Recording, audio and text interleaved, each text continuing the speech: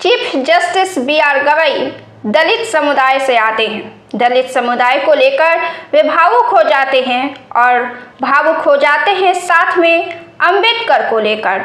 जब वे एक कार्यक्रम में जाते हैं तो वे कहते हैं कि हाशिए पर पड़े समुदायों के प्रतिनिधि आज भारत के कुछ सर्वोच्च संवैधानिक पदों पर वर्तमान में मौजूद हैं, जो डॉक्टर बी.आर. अंबेडकर की समानता, स्वतंत्रता, न्याय और बंधुत्व के दृष्टिकोण की वजह से है। न्यायमूर्ति गवई ने लंदन के ऐतिहासिक ग्रेज इन में भारतीय संविधान के 75 वर्ष पूरे होने के मौके पर एक विशेष व्याख्यान दिया। इस दौरान उन्होंने संविधान के मुख्य वास्तुकार के रूप में डॉक्टर अंबेडकर की अस्थायी विरासत पर प्रकाश डाला।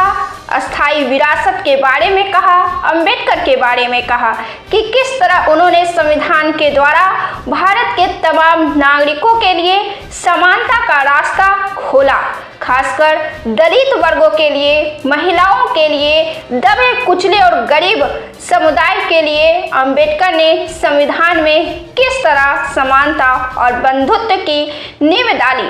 अंबेडकर ने एक सदी से भी पहले ग्रेज इन से ही बैरिस्टर की उपाधि हासिल की थी। चीफ जस्टिस गवई ने कहा कि आधुनिक इतिहास के सबसे महान विधि विशेषज्ञों में से एक डॉक्टर अंबेडकर की विरासत पर विचार करना उनके लिए अविश्वसनीय रूप से भावनात्मक क्षण है।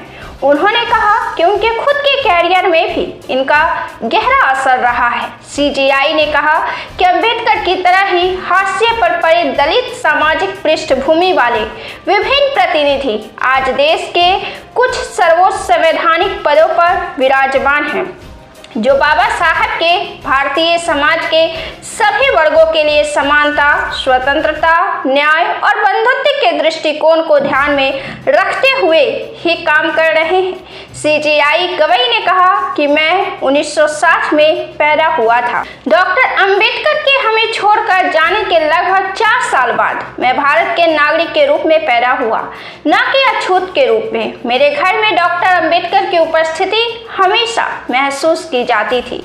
छोटी उम्र से ही मैं उनकी हिम्मत, बुद्धिमत्ता और समानता से जुड़ी कहानियां सुनता था। ये कहानियां मेरे मूल्यों, दृष्टिकोण और उद्देश्य का हिस्सा बन गई। उन्होंने कहा कि डॉक्टर अंबेडकर का एक ऐसे समाज का दृष्टिकोण रहा जहां हर नागरिक को संवैधानिक लाभ मिले।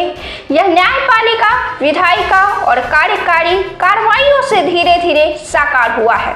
उन्होंने कहा कि यह गर्व की बात है कि पिछले 75 वर्षों में देश ने 2 महिला राष्ट्रपतियों को भी देखा है। अब हमारे पास एक ऐसी महिला राष्ट्रपति हैं। द्रौपदी मुर्मू के बारे में वे कहते हैं कि जो समाज के सबसे हाशिए पर रहने वाले आदिवासी क्षेत्रों का प्रतिनिधित्व करती हैं। वे भावुक होते हुए कहते हैं कि जब मैं 1960 में पैदा हुआ तो एक भारत के नागरिक के तौर पर पैदा हुआ, न कि एक दलित के तौर पर।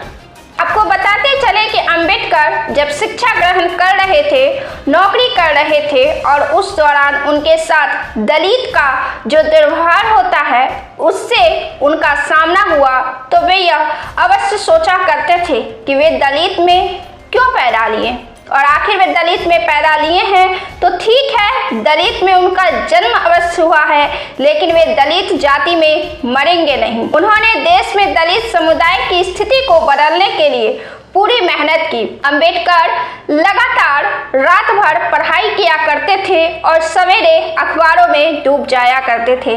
अंबेडकर केवल 2 घंटे सोया करते थे और बाकी के तमाम घंटे वे तत्परता से मेहनत किया करते थे जब वे अपनी शिक्षा ग्रहण कर रहे थे। एक साथ उन्होंने 2-2 डिग्रियां ली, लेकिन इसके बावजूद जब अंबेडकर नौकरी करने के लिए भारत आए तो उन्हें उसी तरह फिर से दुर्व्यवहार का सामना करना पड़ा। इसके खिलाफ उन्होंने आवाज उठाई, आंदोलन किए और फिर देश में दलितों के सम्मान के लिए लड़ाई लड़ी।